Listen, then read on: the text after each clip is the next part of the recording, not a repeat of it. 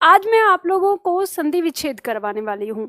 कल मैंने जहाँ पे छोड़ा था उससे आगे लेंगे और संधि विच्छेद का, क्योंकि इसमें आज की क्लास में ज़्यादा काम मेरा नहीं है, ज़्यादा काम है आप लोगों का। हमने संधि बनानी सीखी है क्या? अभी हमने स्वर संधि, ठीक है, व्यंजन संधि और विसर्ग संधि, इनको मैं अभी बाद में रखती हूँ पीछे, पहले क्योंकि हमें जो ज़्यादा काम करना है वो स्वर संधि पे करना है।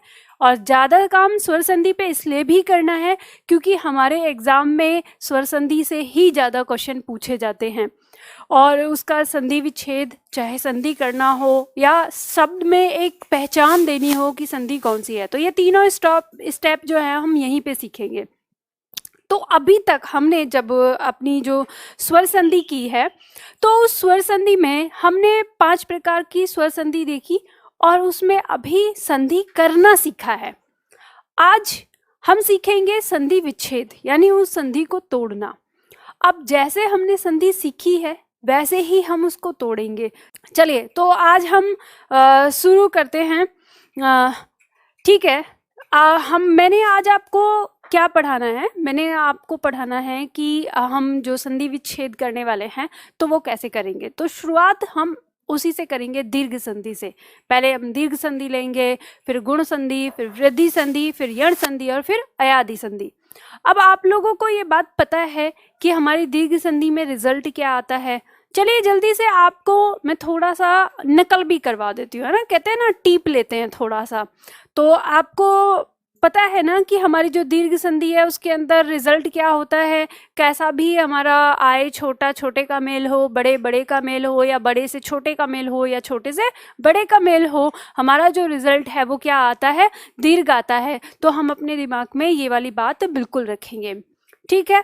तो अब हम करते हैं, मान लो हमने एक शब्द लिया, बिल्कुल मैं यहाँ से आपकी जो अभी तक आपने किया है वही शब्द लूंगी, जैसे दिया है शिवालय, ठीक है, एक शब्द ले रही हूँ। आप लोग इसका अभ्यास कर चुके हैं, अब आपको ना उल्टा अभ्यास करना होगा। जैसे शब्द हमने लिया शिवालय, ठीक। अब आपको पता है कि अब हम इसका संधि विच्छेद कैसे करते हैं। हमारे एग्जाम में जब आएगा, जो ऑब्जेक्टिव एग्जाम है उसमें 4 ऑप्शन होंगे, तो हम उन 4 ऑप्शन से बहुत आसानी से पहचान सकते हैं। पर अभी हम पहले इस क्लास में अभ्यास करेंगे कि हमारे पास कोई ऑप्शन ही नहीं है, हम अपनी मर्जी से, अपने मन से निकालने की कोशिश कर रहे हैं, ठीक।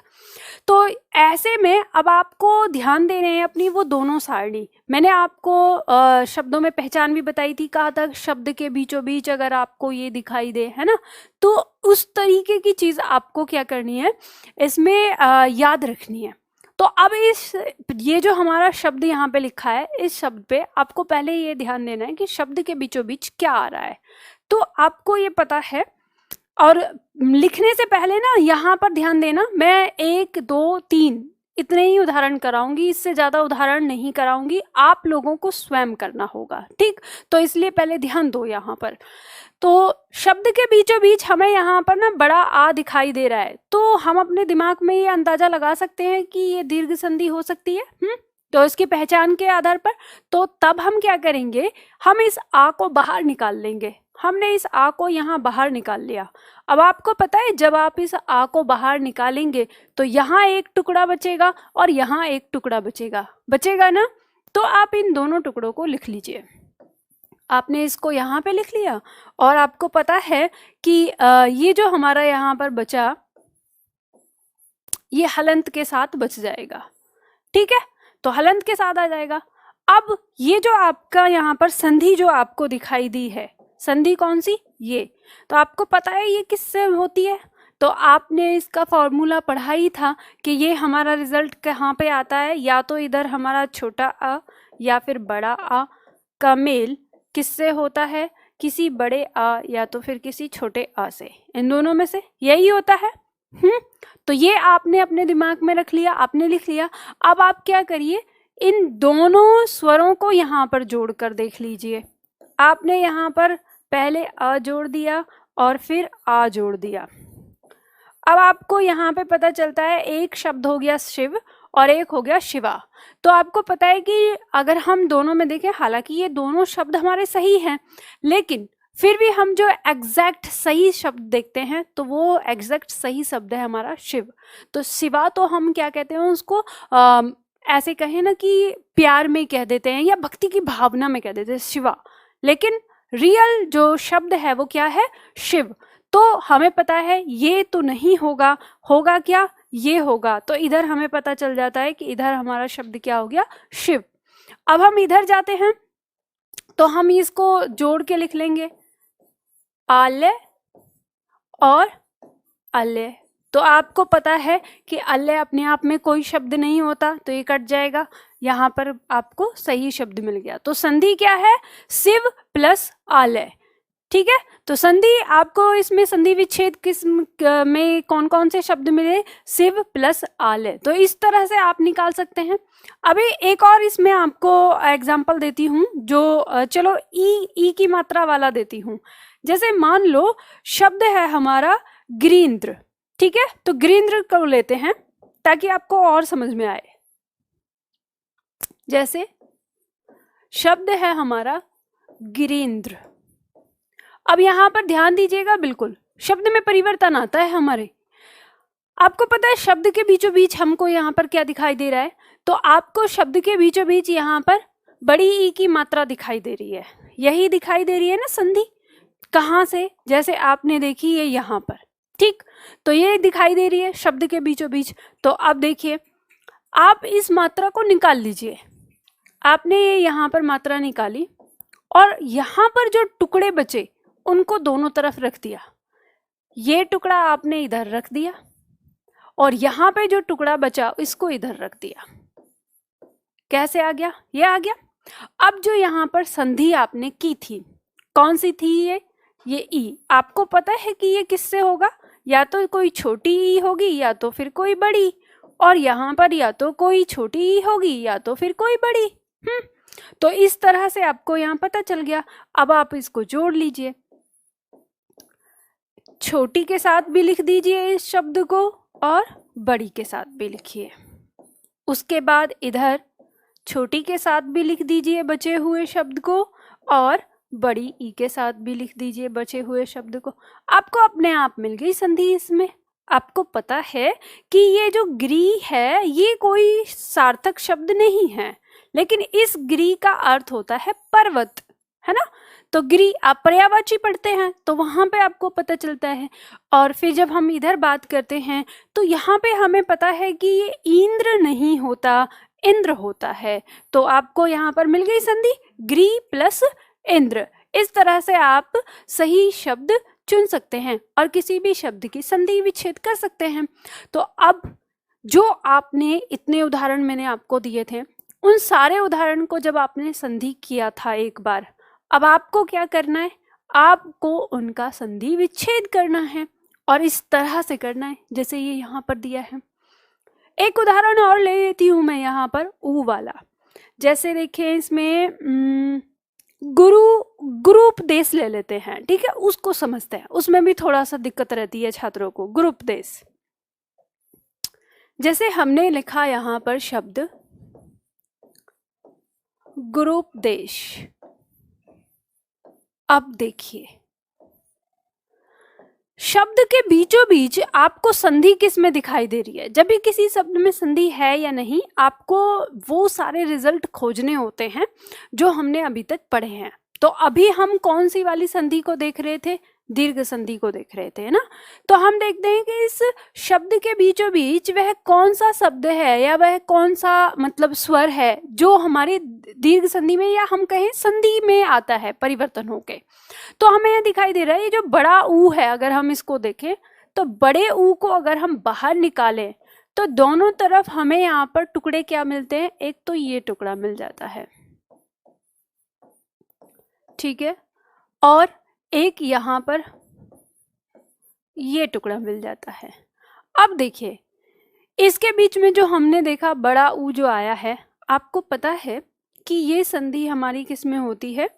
छोटा ऊ और बड़ा ऊ का मेल किसी भी बड़े ऊ या किसी भी छोटे ऊ से अगर होगा तो हमारा रिजल्ट ऐसा आ जाता है।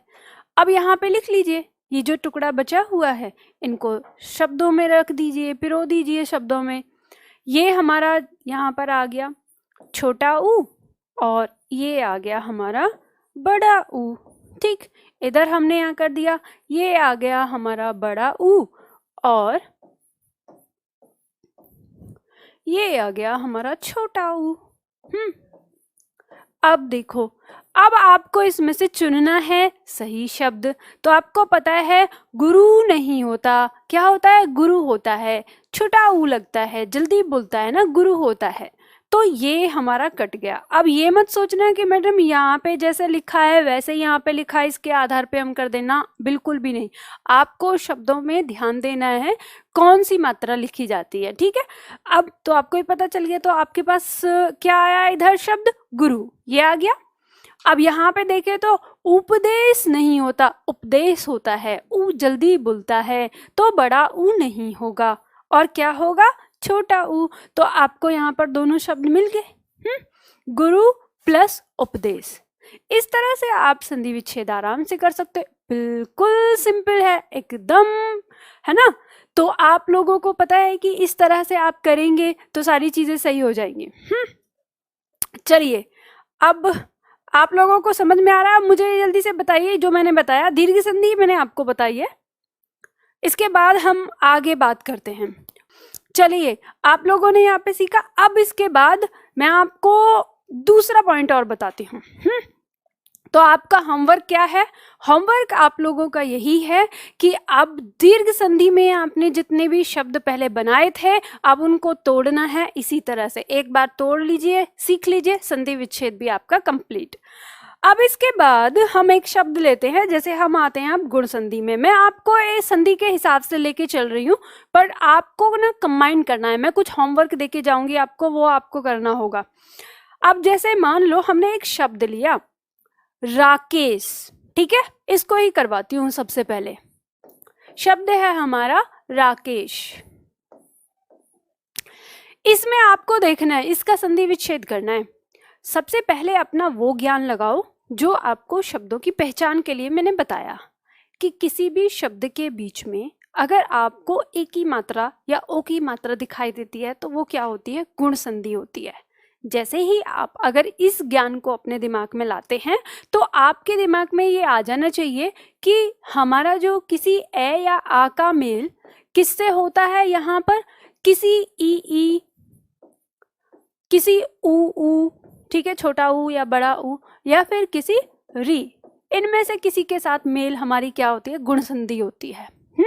तो आपको ये चीज पता चल जाती है कि, और इसका जो मतलब उत्पन्न विकार हमारा क्या होता है? ई के साथ होता है तो ये हो जाएगा, ऊ के साथ होता है तो ओ हो जाएगा, और री के साथ होता है तो आपको पता है अर हो जाएगा, ऐसे, राइट। तो ये चीज आपको पता है, आपके दिमाग में ये जो फॉर्मूला एकदम से आ जाना चाहिए। कौन सा वाला? जैसे मैंने बताया था, नकल कर लो एक बार। मुझे पता है आप लोगों ने याद तो किया नहीं होगा, है ना। तो यही बताया था मैंने, ठीक है। चलिए, अब इसके बाद इस शब्द को देखते हैं, राकेश शब्द को। तो आपको दिखाई दे रहा है शब्द के बीचों बीच यहाँ पे ये मात्रा दिखाई दे रही है आपको। तो आप इसी मात्रा को बाहर निकाल के रख लो। आपने उसको वास्तविक रूप में रख लिया, ठीक, उसके वास्तविक रूप में रख लिया। अब आपको पता है यहाँ पे क्या टुकड़ा बचेगा? यहाँ पे टुकड़ा बचा ये, और यहाँ पे क्या बचा? तो आपको पता है कि यहाँ पर बचेगा ये, राइट। तो अब बीच में जो आपकी संधि हुई है इसको खोल लीजिए, देखिए कहाँ से हुई है ये संधि। आपको पता है ये जो ए आया है ये किससे आया है? इसके मेल से आया है, इसके मेल से, है ना। तो इसके मेल से आप करिए, लिख दीजिए यहाँ पर, ये हमारी छोटी ई या फिर कोई बड़ी ई। अब आप शब्द को बना दीजिए। यहाँ पे आपने आ को जोड़ा और यहाँ पर आ को जोड़ा, राइट। इधर हमने ई को जोड़ दिया और इधर हमने ई को जोड़ दिया। अब शब्द पहचान लो। देखो, राग तो कोई शब्द नहीं होता, लेकिन राका होता है। राका क्या है? राका रात को कहते हैं, रात का पर्यायवाची है, ठीक है। तो ये कोई शब्द नहीं। अब अगर आपने रात के पर्यायवाची याद कर रहे होते, करके रखे होते, तो आपको ये पता होता। तो आपका दिमाग कहेगा कि मैडम हमको ना ये शब्दों के बारे में पता नहीं चलता है कि कौन सा शब्द सही है या कौन सा नहीं है, या सार्थक शब्द कौन सा है। तो देखो, इनका पता कैसे चलेगा? जैसे आप अंग्रेजी भाषा के लिए एक वोकेबलरी तैयार करते हैं, वोकेबलरी याद करते हैं, वैसे ही आपको हिंदी भाषा के लिए भी उसकी शब्दावली पढ़नी होगी। और शब्दावली में आपको अलग से कुछ नहीं पढ़ना। आप अभी क्या करें कि आप जो आपकी शब्दावली एग्जाम के लिए पूछी जाती है, जैसे पर्यायवाची हैं, विलोम शब्द हैं, अनेक शब्दों के लिए एक शब्द हैं, अनेकार्थक शब्द, समश्रुति भिन्नार्थक शब्द, जिन्हें मैं अब पढ़ाऊंगी। मैंने आपको कहा ना शब्दावली ऑप्शन में आपको दे देंगे, तो वो चीज़ आप साथ के साथ याद करके चलो, तो इस तरह के बहुत सारे शब्द आपको मिल जाएंगे। तो ये चीज़ आपको पता चल गया कि यहाँ पे ये राइट शब्द है।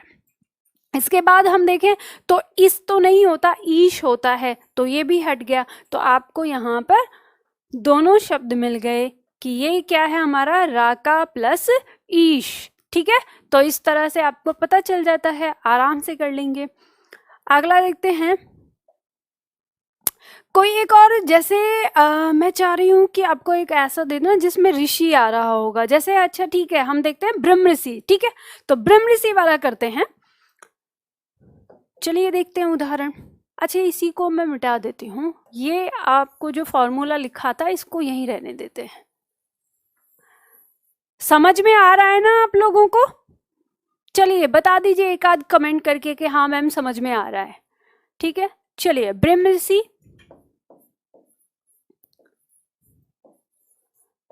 शब्द आ गया। अब जैसे हमें इसको तोड़ना है, तो यहाँ पे आपको क्या दिखाई दे रहा है?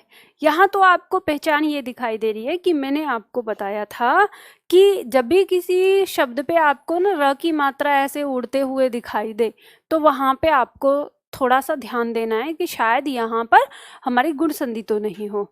तो अब ये चीज़ हमको स्पष्ट नहीं दिखाई दे रही, और जब चीज़ हमको कोई स्पष्ट नहीं दिखाई देती ना, अगर आपको कभी लगे किसी शब्द में कि हमको इसमें संधि स्पष्ट नहीं दिखाई दे रही, तो आप उसका वर्ण विच्छेद कर दो, तो वर्ण विच्छेद में वो संधि आपको स्पष्ट नजर आ जाएगी।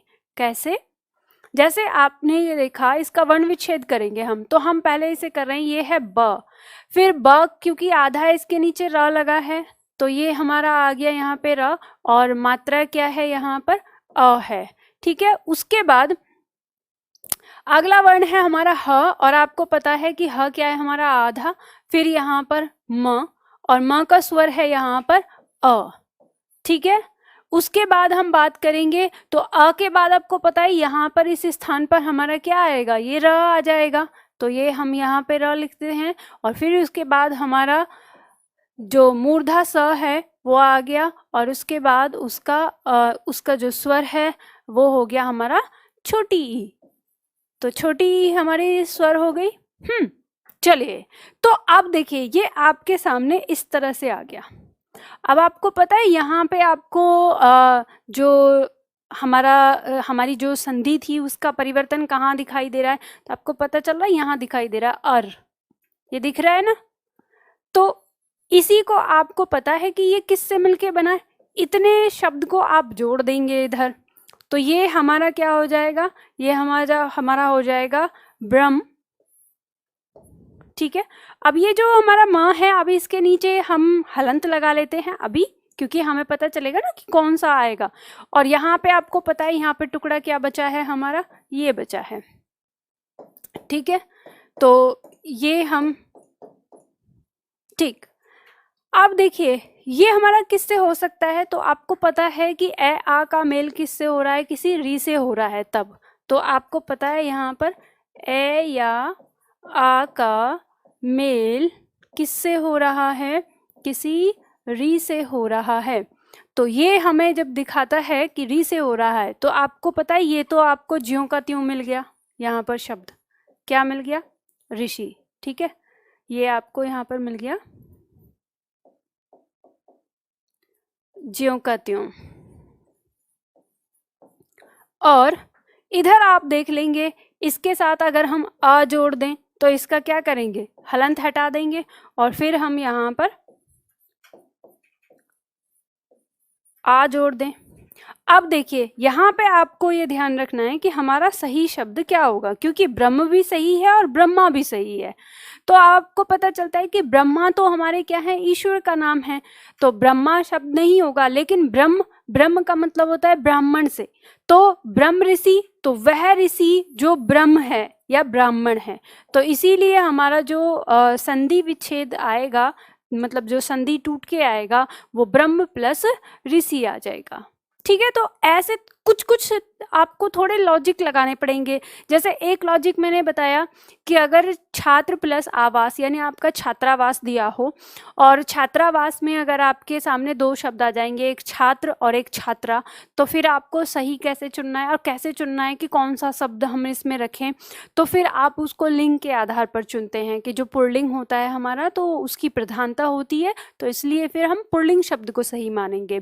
तो ऐसे बहुत सारे हमारे लॉजिक हो सकते हैं। जैसे अब ये आया ब्रह्म और ब्रह्मा, दोनों शब्द सही हैं। अब इसमें सटीक हम कौन सा रखें, तो आपको पता है ब्रह्मा, तो ब्रह्मा जो हैं वो तो ईश्वर हैं, तो वो तो ऋषि में नहीं आएंगे।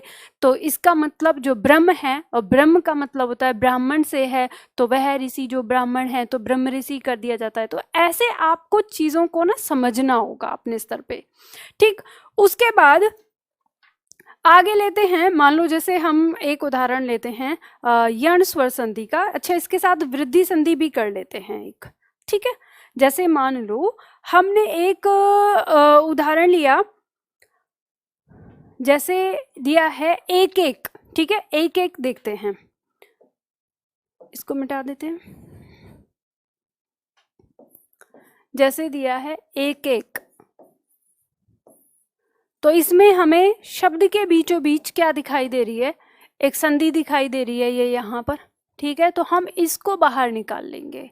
हमने इसको बाहर निकाला, आपको पता है ये हमारी क्या हो जाएगी, एक ही मात्रा हो जाएगी। ठीक, इस तरह से लिखिएगा। अब ये जो दोनों टुकड़े हैं, इन टुकड़ों को आप लिख दीजिए।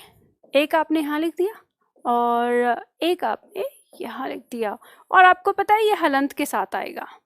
अब आपको पता है ये जो है ये हमारा किससे बना है, तो आप जानते हैं कि या तो हमारा यहाँ पर छोटा अ या फिर बड़ा अ, उसका मेल किससे हुआ है। तो आपको पता है यहाँ पे हमारा क्या होगा, या तो कोई ए होगा या तो कोई अय होगा, है ना। तो आपको याद है ये हमने रखा था, वृद्धि संधि की बात करी थी, और वृद्धि से मैंने आपको बताया था कि वृद्धि वाला वर्ण जो होता है वही उसका क्या होता है, रिजल्ट होता है। तो आपको ए या अय इन दोनों में से। अब आपको क्या करना है, इस शब्द को जोड़ देना है, अ के साथ रख दो, और ये यहाँ पर आ के साथ रख दो। तो आपको पता है ए का तो कोई शब्द नहीं होता, कट जाएगा, तो इधर आपको क्या शब्द मिला, एक। ठीक है, और इधर आप इनको ऐसे लिखेंगे, ये हो गया एक और ये हो गया एक।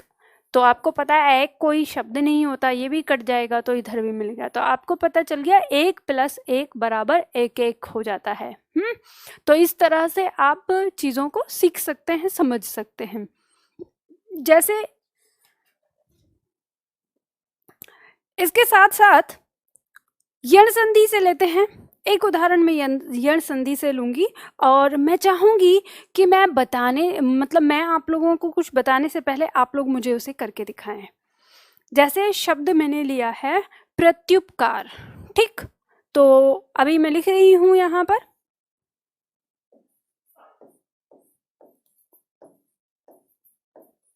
प्रत्युपकार। ये शब्द हमने लिखा है, इसका संधि विच्छेद आपको बताना है। जरा बताओ तो मुझे जल्दी से, फटाफट।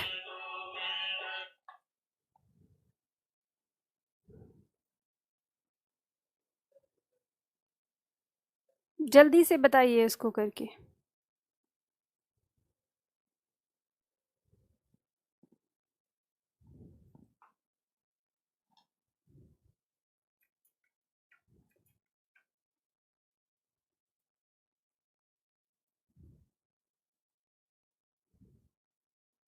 जल्दी से मुझे बताइए, आप लोगों का आंसर नहीं आया,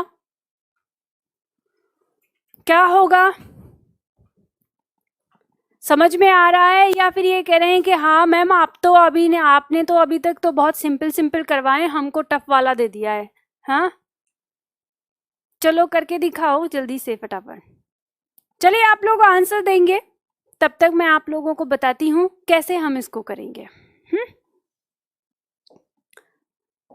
देखिए, आपको यहाँ पे पहचान देखनी है। पहचान मैंने आपको बताई थी कि जो हमारी यण संधि है, किसी भी शब्द के बीचों बीच अगर आपको य, व और र दिखाई दे और उससे पहले कोई वर्ण आधा हो तो वो हमारी संधि क्या हो जाती है, यण संधि हो जाती है। अपने दिमाग में ये चीज लेके आए आप, और जैसे ही लेके आए तो आपने देखा कि य और य से पहले ना त आधा है, तो आपको पता है कि ये जो य और उ, ये यू ही मिलकर क्या बना रहे हैं, कोई एक संधि को बना रहे हैं। तो हम इसी को, पूरे इस स्टेप को बाहर निकाल लेंगे, इसको बाहर निकाल लेंगे। और ये जो टुकड़ा है, इस टुकड़े को हम यहाँ रख देंगे, और ये जो हमारा यहाँ पे बचा टुकड़ा, तो इस टुकड़े को हम यहाँ रख देंगे, राइट। अब इसको देखेंगे तो आपको पता है हमने यण संधि और अयादि संधि में ये कहा था कि जो हमारा अंतिम वर्ण होता है उसमें कोई परिवर्तन नहीं होता।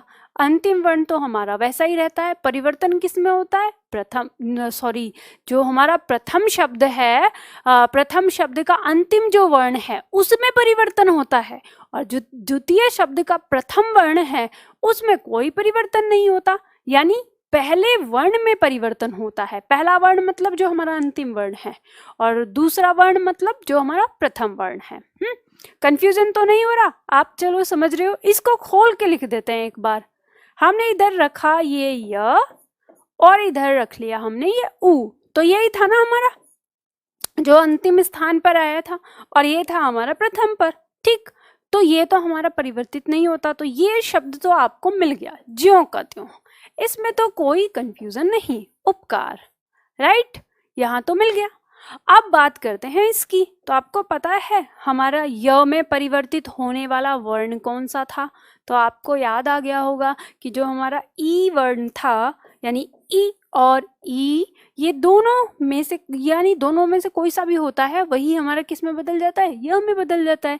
तो अब इसके साथ लिख दीजिए, आपको पता है छोटा ई बना लीजिए, और आपने इसके साथ बड़ा ई बना लिया। तो आपको पता है बड़े ई के साथ तो ये कोई वर्ण नहीं होता, ठीक है। और सही वर्ण क्या होता है, प्रति होता है। तो आपको मिल गया प्रति प्लस उपकार, ये हमारी क्या हो जाएगी, संधि हो जाएगी। देखो तो कितना सिंपल है, एकदम सिंपल।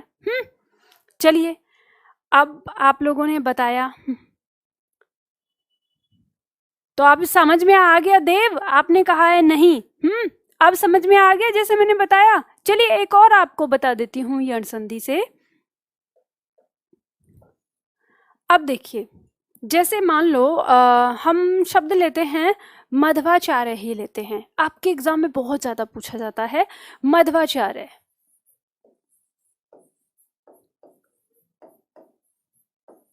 मध्वाचार्य, ठीक है। तो बताइए यहाँ पर मध्वाचार्य में आपको दिखाई दे रहा है जो हमारी संधि है वो संधि हमें यहाँ पर क्या दिखाई दे रही है, शब्द के बीचों बीच व दिखाई दे रहा है, और व से पहले एक वर्ण हमें आधा दिखाई दे रहा है। तो आपको समझ में आ गया हमारी संधि कहाँ है, यहाँ है हमारी संधि, राइट। तो यहाँ हमारी संधि है, तो अब इसी को बाहर निकाल लो। हमने इसको बाहर निकाल लिया, ये यहाँ पर बाहर निकाल लिया। अब बचा क्या हमारा टुकड़ा, यहाँ पे बचा, ये बचा। अब इसके बाद हम बात करें यहाँ पर, ये हमारा टुकड़ा मद, ठीक है। तो अब देखिए यहाँ पर, यहाँ आपको देखना है कि ये जो हमारा वर्ण आया है हम इसको भी खोल कर लिख लेते हैं, ठीक है, इसको भी लिख लेते हैं। तो ये हमारा आ गया व प्लस आ। अब देखिए आप, ये तो हमारा जो दूसरा शब्द है ये तो हमको ज्यों का त्यों मिल गया, आराम से मिल गया। ये क्या हो गया, आचार्य, ठीक, आचार्य हो गया। अब बच्चा हमारा व, तो आपको याद है ना ये व हमारा कौन सा वर्ण हमारा परिवर्तित होता है, तो आपको पता है या तो हमारा छोटा उ या फिर उ। तो इन दोनों में से या तो छोटा उ या उ। अब इसके साथ लिख दीजिए, आपने शब्द लिखा मधु और मधु, ऐसे आपने लिख दिया। तो आपको पता है जब आप मधु बोलते हैं तो जल्दी ऊ उच्चारित होता है, तो इसीलिए हमारा छोटा ऊ होगा, बड़ा ऊ नहीं होगा। तो यहाँ पर क्या हो जाएगा हमारा, ये हमारा गलत हो गया। अब हमारे पास बचा सही शब्द मधु प्लस आचार्य और यही हमारा क्या होता है, मध्वाचार्य होता है। बताइए, संधि विच्छेद में कहीं आपको कोई प्रॉब्लम है? इसमें कोई इतनी बड़ी टेढ़ी खीर तो नहीं थी जो आप लोग अब तक घबराते थे कि हमसे तो होता ही नहीं है या प्रॉब्लम हो जाती है। तो बताइए, अब आप लोग अभ्यास कर लेंगे ना अच्छी तरह से। आज का होमवर्क आपका क्या है? आज का होमवर्क आपका ये है कि आपने स्वर संधि जितनी भी की, यानी 5 स्वर संधि के जितने भी उदाहरण अब तक किए हैं, आपको जो शब्द अच्छा लगता है उस शब्द को उठाकर अपनी रफ कॉपी पे लिखना और उसको तोड़ देना। यानी दोनों शब्दों में कैसे तोड़ना है, जैसे मैंने अभी आपको बताया है। तो आज ये अभ्यास कर लीजिए पूरा, तो हमारी स्वर संधि जो है और जो हमारे एग्जाम में आती है वो हमारी बिल्कुल कंप्लीट हो जाएगी। फिर कल से हम क्या करेंगे, हम करेंगे फिर व्यंजन संधि को करेंगे, यानी कल से हम अपनी व्यंजन संधि करेंगे। अब यहाँ पे आपको एक बात और बता देती हूँ, जैसे मान लो आपने ये संधि करना सीख लिया, तो ये वर्तनी में आपको कैसे लिखने में आपको फायदा पहुंचाता है। जैसे मान लो कि मैंने आपसे एक शब्द कहा कि आप लिखिए अत्यधिक, तो जैसे ही आप अत्यधिक लिखने जा रहे हैं, अब बड़ा लंबा सा शब्द लग रहा है, आप कहेंगे अरे अत्यधिक तो कैसे लिखा जाएगा, कैसे लिखा जाएगा, दिमाग में खलबली मच गई। तो आपको ये पता है, जैसे आपने संधि किया कि ये तो अति प्लस अधिक से है, तो पता है अब कैसे लिखना है आपको अत्यधिक। आपके दिमाग में एकदम से संधि हो जाना चाहिए। कैसे? देखो, शब्द आपकी वर्तनी शुद्धिकरण में ये कैसे मदद करती है संधि, वही बता रही हूँ। जैसे मान लो आपको पता है कि अत्यधिक किससे मिलकर बना है, अति प्लस अधिक से मिलकर बना है, तो ये तो छोटे छोटे से थे, तो हमको ना छोटे छोटे शब्द लिखने बहुत आसान होते हैं, और इन दोनों से मिलकर बनाए। तो आपके दिमाग में ना यहाँ पे जैसे ही ये आया, तो आपके दिमाग में क्या होना चाहिए कि ये वाली ई, ये छोटी ई और ये दोनों छोटा ये अ, ये दोनों मिलके क्या करेंगे, ये ई जो है आपकी परिवर्तित हो जाएगी य में, और ये अ इसको पूरा कर देगा, यानी इन दोनों के स्थान पर यहाँ क्या आ जाएगा, य। तो आप अपने दिमाग में इतनी जल्दी से फास्ट आपकी कैलकुलेशन होती है दिमाग में।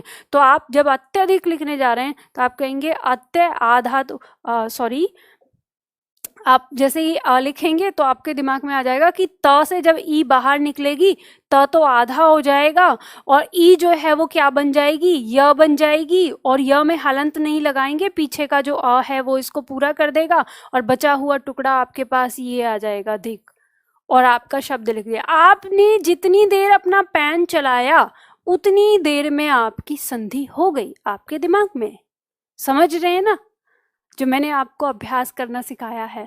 तो यही आपको ध्यान में रखना है, यानी ऐसे आपकी वर्तनी शुद्ध हो जाती है और आपको कभी भी बड़े बड़े शब्द लिखने में कोई प्रॉब्लम नहीं होती। और ये बात याद रखिएगा कि जितने भी बड़े शब्द होते हैं, अधिकांशतः 90% वो आपके जो शब्द हैं वो क्या होते हैं, वो संधि ही होती है। एक प्रकार की संधि होती है, एक प्रकार के उपसर्ग होते हैं, एक प्रकार के प्रत्यय होते हैं, एक प्रकार के समास होते हैं। यानी किसी में से भी, इन चारों में से कोई एक, वो एक किसी न किसी शब्द की विधि से बने हुए होते हैं। और अगर ये विधियां आपके दिमाग में चाचा चौधरी के दिमाग से भी तेज चलती हैं, यानी कंप्यूटर से भी तेज चलती हैं, तो फिर आप किसी भी शब्द को आसानी से लिख सकते हैं। समझ गए ना? तो फिर आज का होमवर्क यही है, आप लोगों को ये काम करना है, ये अभ्यास करना है। और हम यहाँ पर सिर्फ संधि नहीं सीख रहे, एक बात याद रखिएगा, हम सिर्फ संधि नहीं सीख रहे, हम वर्तनी शुद्धिकरण भी सीख रहे हैं संधि के साथ साथ। तो एक पंथ दो काज हमेशा करते हैं हम, तो वही हमें करना है। आज का अभ्यास आपको करना है जो मैंने आज बताया संधि विच्छेद का, और कल हम इसके आगे पढ़ेंगे। ठीक है, तो आज के लिए इतना ही ज्ञान काफ़ी है। फिर मिलते हैं कल,